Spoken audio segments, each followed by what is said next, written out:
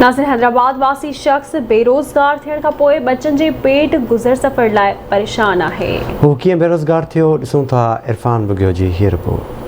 में सर कटा के मोहम्मद के लाल ने जिंदगी बख्श दी बंदगी को आबरू दी ने। ऑफिस में मामूल जो कम जारी हो त ॿाहिरां हिकु आवाज़ गुंजियो।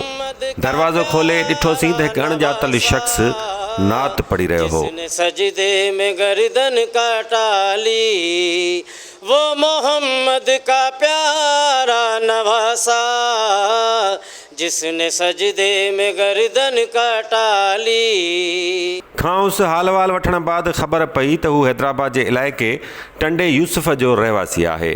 ॿारनि जा मुरमुला खपाए बच्चनि जो पेट गुज़रान करे थो, पर अॼुकल्ह बेरोज़गार थी वियो आहे।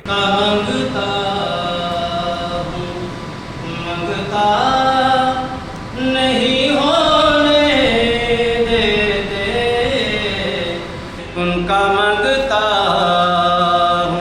12 मसाले वाली दाल है, बच्चों के लिए लेकर जाएं। गरीब आदमी हूँ, आप खरीदेंगे, मेरे बच्चे पेट भर कर रिस्क खाएंगे।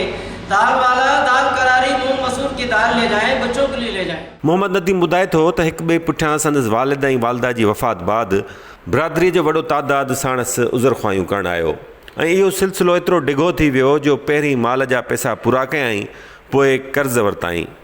उज़र ख़्वाहियुनि जो सिलसिलो त ख़तमु थी वियो, पर पोइ संदसि मुसलसल बेरोज़गारीअ जो अणखुट सिलसिलो शुरू थी वियो। दोनों पे मेरी वालिदा वालिद पे कम से कम हमारा 4 लाख रुपए का खर्च आया है। 4 लाख।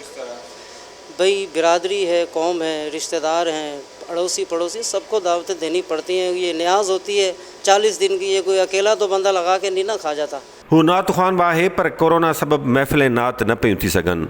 उन करे बि खे सख़्तु नुक़सानु रसियो आहे।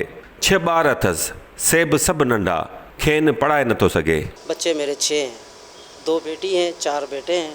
वो कमाते हैं नहीं? नहीं, अभी बच्चे हैं। पढ़ते हैं? जी नहीं, पढ़ते नहीं हैं, इतने वसाइल नहीं है मेरे। घर अपना है किराए का?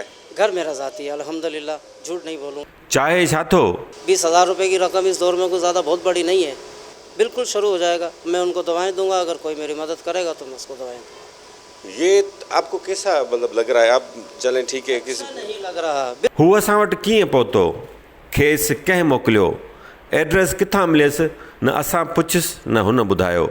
बसि पंहिंजी मुख़्तसिर कहाणी ॿुधाए वापसि रवानो थी वियो। कुझु माण्हुनि खे एड्रेस ॿुधाइण जी ज़रूरत न पवंदी आहे। कैमरामैन यासिर कुराई सां गॾु इरफान अली बुगियो, आवाज़ न्यूज़, हैदराबाद। दूर हो जाए हर एक गम मेरे मौला, करम हो करम मेरे मौला, करम हो करम।